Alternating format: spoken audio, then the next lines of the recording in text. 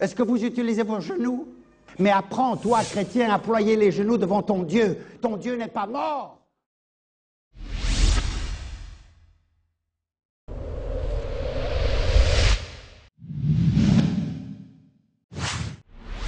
Bien-aimés, c'est l'heure du choix.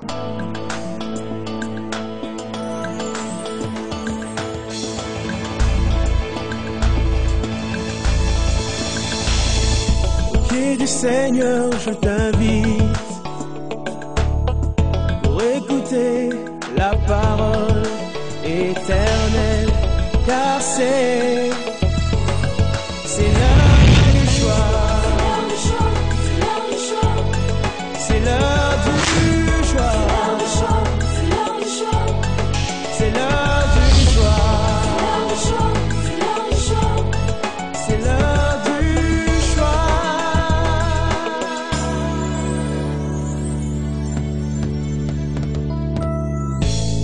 Bon appétit, bon appétit. Bonjour et shalom à vous qui nous suivez sur les médias, que la paix soit dans vos maisons. Merci de nous recevoir aussi chez vous. Jean chapitre 3 verset 16.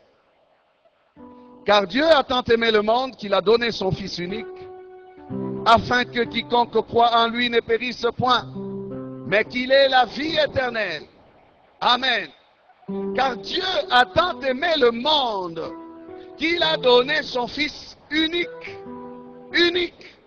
afin que quiconque croit en lui ne périsse point, mais qu'il ait la vie éternelle. Amen. Verset habituel, c'est vrai. Verset connu par plusieurs. Verset maîtrisé même par cœur par plusieurs. Mais verset central et capital, bien-aimé, de la chrétienté. Verset fort. Verset puissant. Quoique les vieux chrétiens négligent ce verset et ils le trouvent assez élémentaire. Non, il n'est pas élémentaire. C'est sur lui que doit être fondé, bien-aimé, fondé tout ce que nous connaissons dans notre marche avec le Seigneur. C'est parce qu'il y a eu son amour un jour. Il a aimé le monde un jour.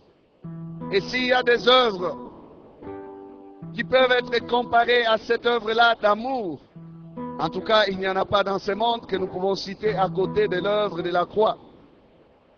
L'œuvre par amour, ou l'œuvre d'amour par excellence. La croix.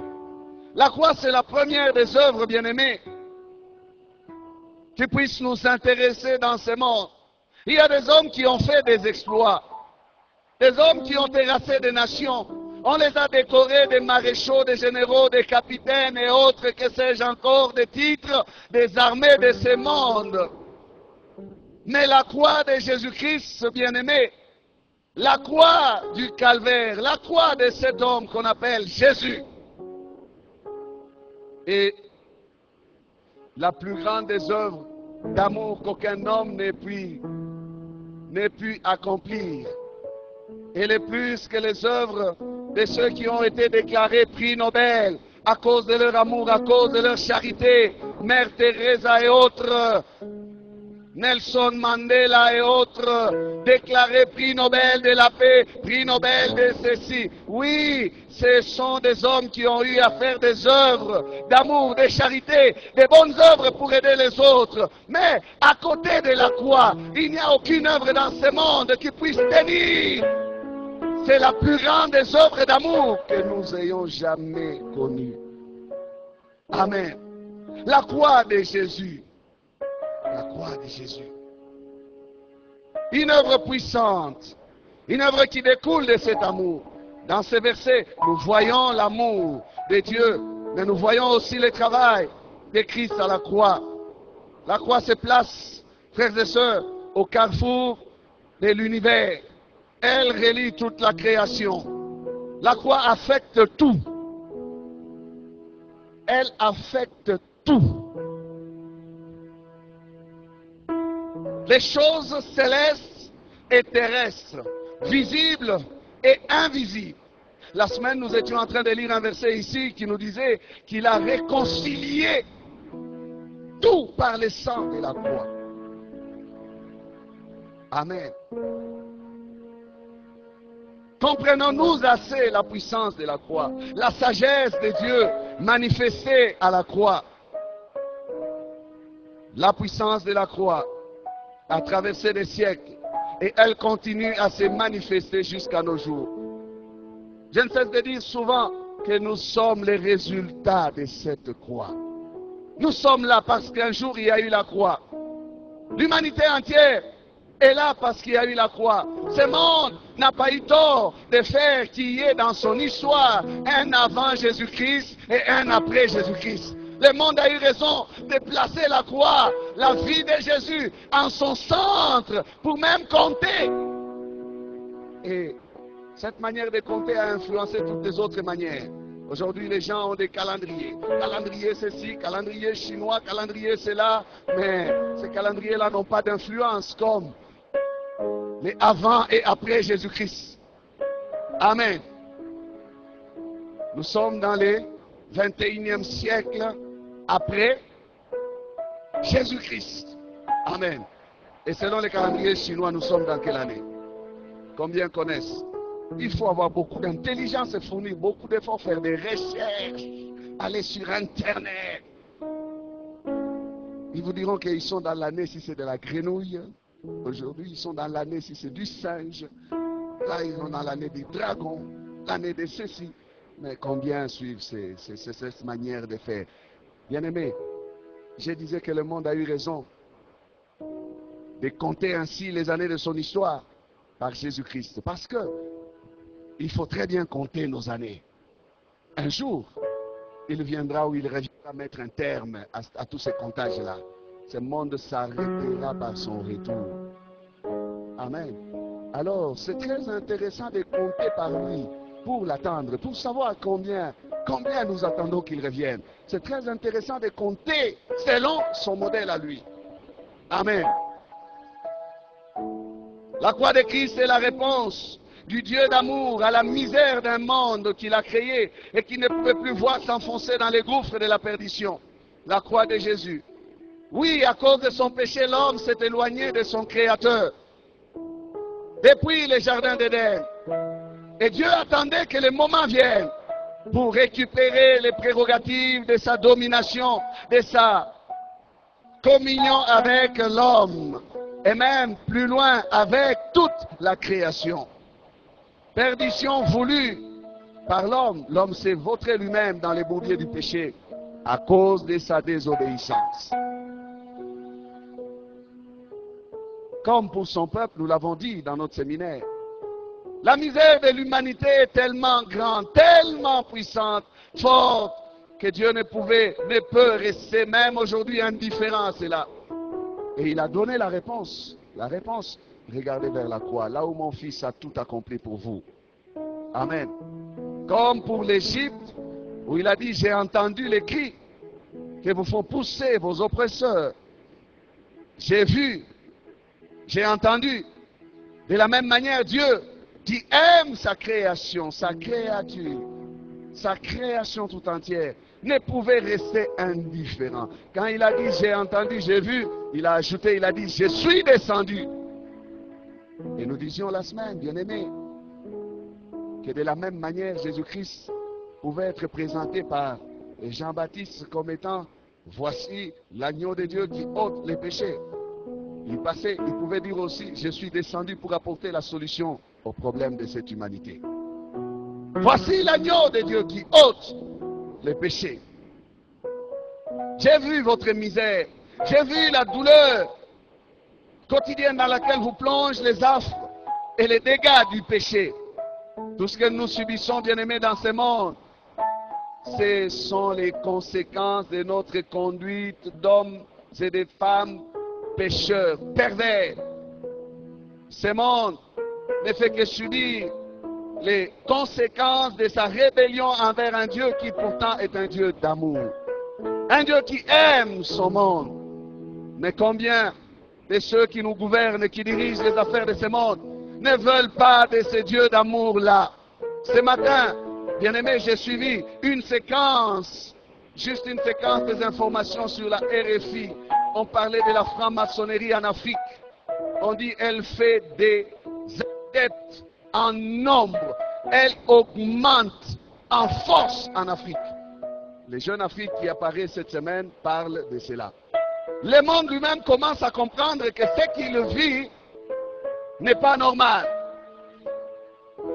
On a cité des noms des chefs d'État qui sont dans la franc-maçonnerie, des grands hommes. Et on dit, on continue à recruter. Aujourd'hui, ils recrutent dans nos campus, nos universités. Ils recrutent dans les entreprises. Ils veulent diriger le monde. Mais quel monde? Est-ce que c'est leur monde ou c'est le monde de notre Dieu? Dieu dirigera toujours son monde. Quoi que le diable fasse avec ses acolytes, ils n'auront pas à renverser les fondements posés par Jésus-Christ pour récupérer la domination et le pouvoir dans ce monde. Et cet homme qui parlait a dit, ils viennent de tenir un congrès au Gabon. Peut-être vous y êtes allés. Nous avons des gens qui sont à l'église, mais qui font partie des loges. On a cité un président qui s'est dit membre de notre communauté. J'étais choqué d'entendre cela. Les hommes les connaissent comme étant membres des assemblées de Dieu. Non, je ne vais pas faire ici, bien aimé, des polémiques, mais des hommes qui se disent être de l'église, ils font en même temps de l'occultisme. Choisissez. Pas les deux à la fois. Amen. De toutes les manières, il n'y a que le diable qui peut accepter que celui qui le sert puisse venir à l'église de temps à autre. Mais il passe son temps parce qu'un pied dedans, un pied dehors est égal 2 pieds libanda. Chez Dieu, c'est comme ça. Donc, le diable sait que vous êtes libanda dehors. Vous n'êtes pas avec lui. L'autre vous calme. Il sait qu'un jour, quand il en aura fini avec vous, il récupérera tout. C'est un mauvais payeur. Il peut vous donner l'élévation, parce que c'est en fait tout ce qu'il recherche dans ces regroupements-là. Influencer leur génération, occuper les premières places de la société, devenir des hommes importants. Mais cette semaine, je l'ai déclaré ici et je l'ai redit encore, bien aimé, nous pouvons régner dans le monde par Jésus-Christ, lui seul. Parce que la puissance de la croix est capable de nous imposer. Comptez sur Jésus-Christ. Comptez sur lui de tout votre cœur. Bien-aimés, sans mélange. Et vous verrez de quoi Jésus-Christ est capable. Il a dit, lorsque le Fils de l'homme sera élevé, vous verrez de quoi il est capable. Élevez-le dans votre vie et vous allez voir de quoi il est capable. Amen. À cause de la gloire de ce siècle, on s'engage et on va perdre son âme pour l'éternité. Je ferme ces parenthèses. L'amour de Dieu. Cet amour l'a poussé à intervenir. Parce qu'il ne pouvait rester indifférent, éloigné de sa création, celle qu'il a conçue par son amour. Je parle de la croix. Bien-aimé, oui, la résurrection, c'est le couronnement d'une œuvre qui a commencé à la croix. Amen. La résurrection, c'est le couronnement du travail commencé à la croix par Jésus-Christ. Amen. Lorsque le souverain sacrificateur entrait avec le sang dans les tabernacles, au bord de ses vêtements, il y avait des clochettes, grenades, alternées comme ça. Et quand il faisait le service, quand il officiait là-dedans pour présenter le sang à Dieu, ceux qui sont dehors entendaient le bruit. Ils entendaient le bruit. Et ils pouvaient savoir que le service s'est fait. Il avait sur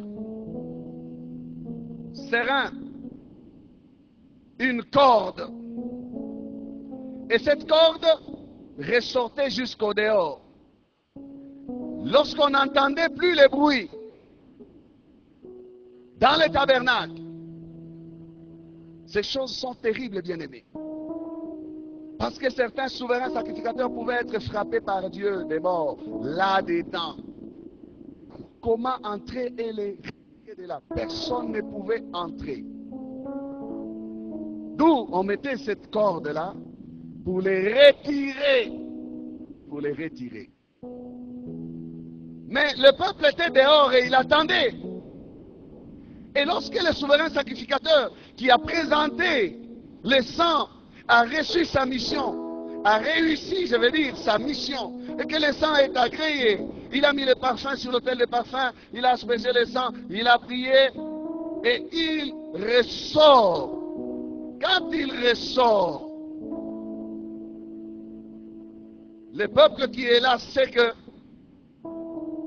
le sacrifice a été agréé. Le pardon est accordé. Donc, le souverain qui est entré, je crois qu'il y entrait lui-même aussi en tremblant, ne sachant pas si Dieu va accepter ou non. Il avait une appréhension, bien-aimé. Serais-je frappé? D'abord, il est dit que pour les souverains, sacrificateurs humains, ils y entraient d'abord avec du sang pour leur propre péché. D'abord, il offre le sang pour son propre péché pour ne pas être frappé. Ensuite, il va présenter le sang pour l'expiation du peuple. Donc c'est un homme tremblant devant la grandeur de Dieu qui se révèle à son peuple là dans les tabernacles. Il tremble et il présente ainsi le sang des victimes. Mais le souverain sacrificateur qui est venu du ciel pour s'identifier à toi et moi et porter sur sa chair, dans sa chair nos péchés, n'est pas entré avec le sang des animaux. Il est entré avec son propre sang. Il a présenté son propre sang. Il y est entré, oui, et s'il n'était pas ressorti, le sacrifice n'allait pas être aussi agréé. La résurrection de Christ est donc la preuve que Dieu a accepté les sacrifices. Que le souverain sacrificateur qui est entré avec son propre sang est ressorti. Oui, si le souverain sacrificateur humain y entrait tremblotant, ne sachant pas s'il va ressortir, il entrait faible. Mais quand il ressortait fort. Il est entré peut-être en gémissant, mourant. Pourquoi Père m'as-tu abandonné? Jésus aussi est entré aussi comme ça, avec une appréhension. Mais qu'est-ce qui se passe? Pourquoi tant de ténèbres autour de moi? Il était fait péché pour nous. Mais quand il est ressorti, ce n'est pas un homme faible qui est ressorti. Il y entre corruptible, mais il y ressort incorruptible. Il y entre faible, il ressort fort. Il entre avec le péché, mais il ressort saint et capable de sanctifier maintenant. Lisez les Écritures. Si le sang des boucs peut purifier la chair de quelques-uns qui présentaient ce sang, à combien plus forte raison le sang de Christ qui s'est livré par un esprit éternel purifiera-t-il vos consciences ou votre conscience des œuvres mortes de la chair afin que vous serviez le Dieu vivant. Amen. Le sang de Christ, il ressort de là pour nous purifier. Amen. La voie est désormais libre. Le voile a été déchiré. Ce ne sera plus en tremblant que les autres peuvent entrer. Non, ça sera maintenant avec assurance. Approchez-vous du trône de la grâce avec assurance. Vous pouvez vous approcher. Pourquoi? Parce qu'il y a eu le travail de la croix. Amen. Parce qu'il y a eu le travail de la croix, frère. La résurrection, donc, c'est le couronnement de cette œuvre-là. Que le peuple voyait les souverains sacrificateurs ressortir, le peuple attendait la bénédiction. Et les souverains sacrificateurs bénissaient le peuple. Et le peuple s'est prosterné et il adorait. Parce que le souverain sacrificateur est sorti. C'est ce que nous faisons, bien-aimés, en célébrant la Pâque. Nous l'adorons, nous le servons, parce qu'il est vivant. Amen. il est vivant. Et il est vivant pour toujours. Les premiers disciples se réunissaient le premier jour de la semaine pour célébrer celui qui est vivant. Voilà pourquoi nous ne nous réunissons pas les jours du sabbat. C'est à cause de la résurrection de Christ. Alléluia. Est-ce que vous êtes dans la joie? Est-ce que vous êtes dans la joie ce matin? Il est vivant! Il est vivant! Qui?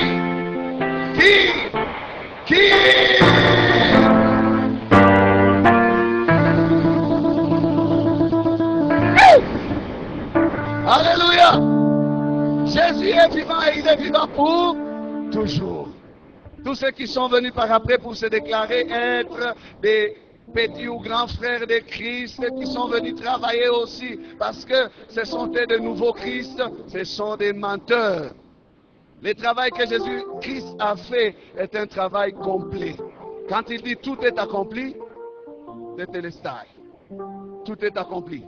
Ce terme-là veut dire que l'œuvre est tellement complète qu'il n'y a pas de place pour ajouter quelque chose.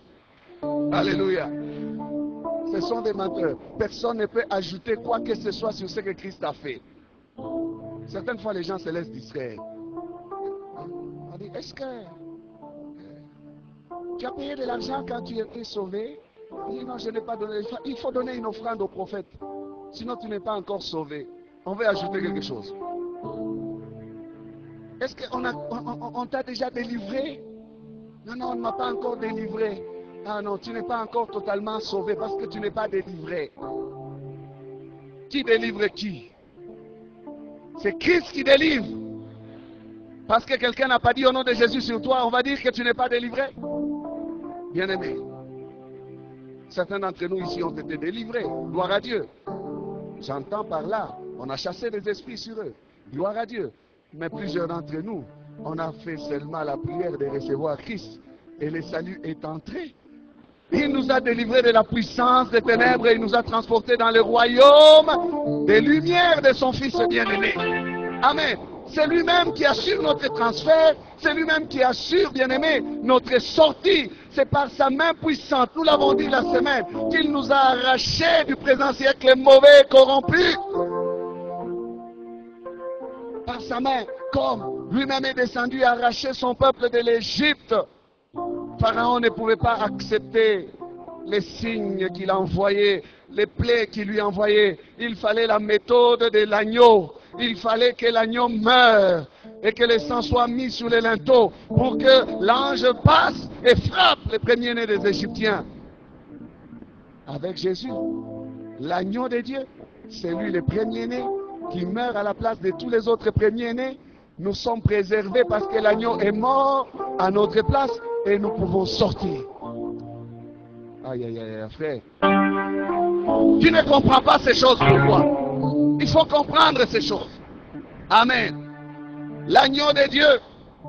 Il faut la méthode de l'agneau. La méthode de l'agneau.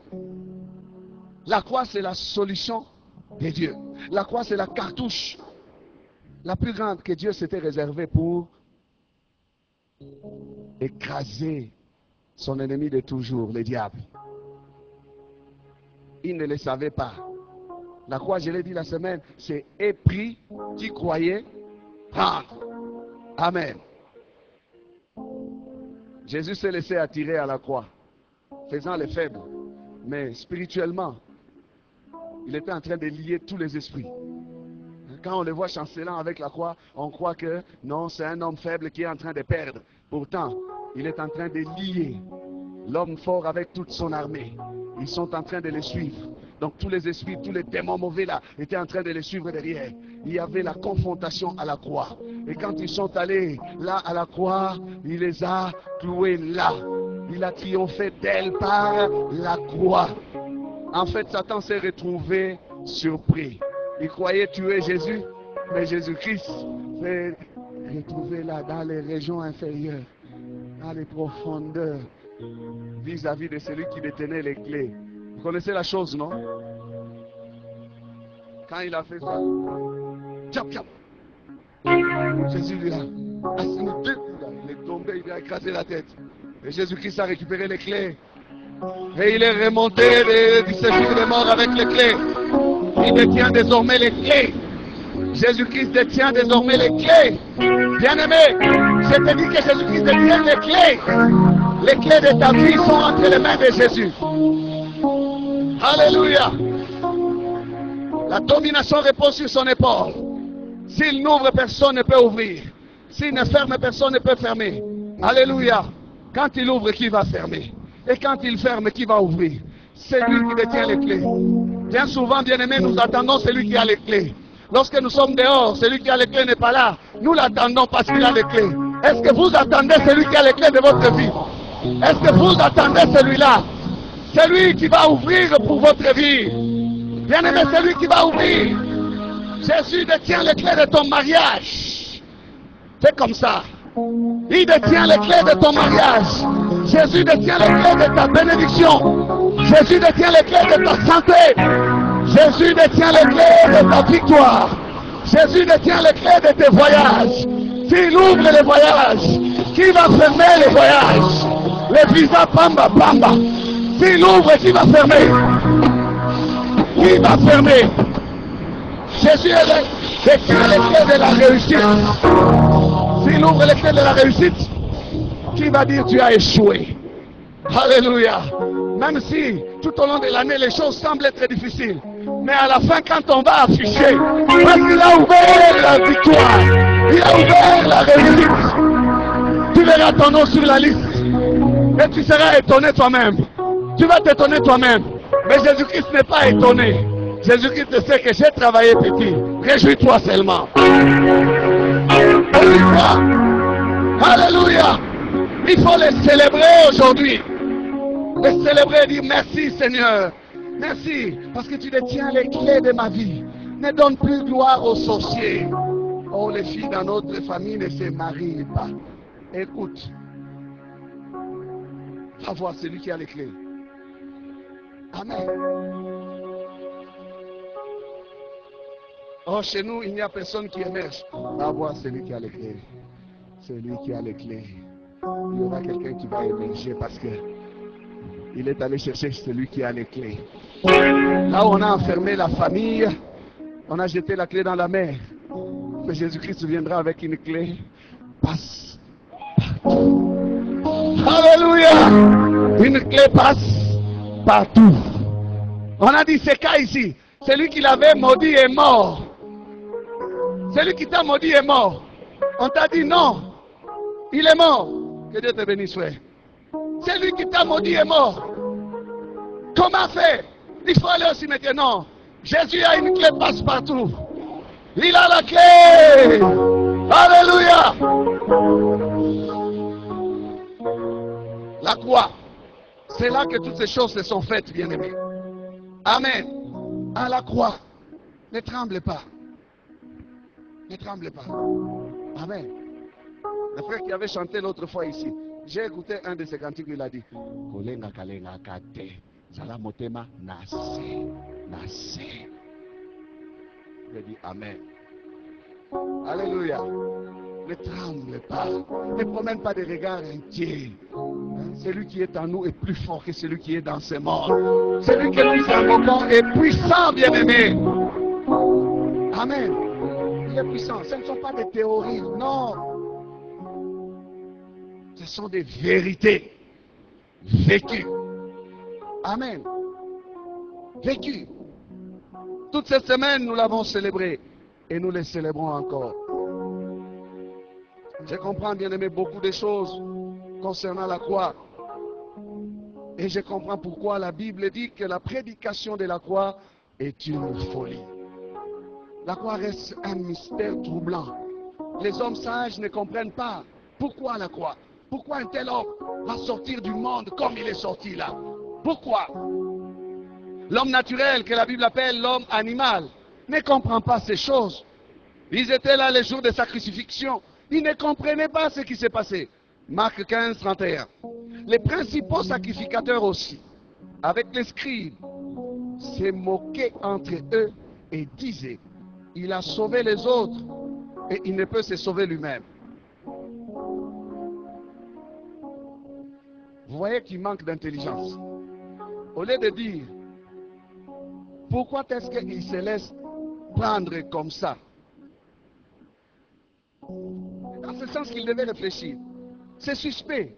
Lui qui peut sauver les autres, pourquoi lui-même se laisse-t-il aller comme ça? C'est suspect. Qu'est-ce qui se passe? Donc ces hommes savent qu'il était en mesure de se sauver. Amen. Ils ont vu tellement de prodiges de la part de cet homme. Donc ils sont en train de ne pas comprendre. Ils disent, tiens, on l'a pris facilement. Maintenant on le crucifie là facilement. Et il est en train de mourir comme un simple homme. Facilement là. Mais qu'est-ce qui se passe? Lui qui pouvait faire des choses puissantes là et nous échapper, mais il ne fait rien. Il ne savait pas qu'il était en train de les prendre. Luc 23, 35. Le peuple se tenait là et regardait. Les magistrats se moquaient de Jésus. Même les magistrats. Disant, il a sauvé les autres. Qu'il se sauve lui-même. S'il est le Christ, l'élu de Dieu. C'est tout ce qu'ils voient. Ces pauvres types.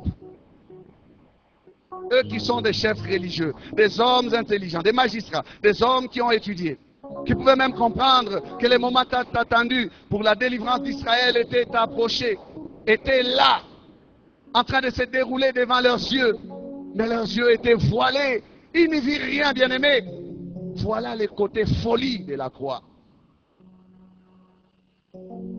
Elle est troublante. Dieu dépasse les hommes en sagesse. Dieu n'agit pas comme les hommes agissent. Quand Dieu veut régler un problème, il le fait selon ses méthodes. Bien souvent, nous l'attendons selon notre méthode. Et c'est là où Dieu reste Dieu.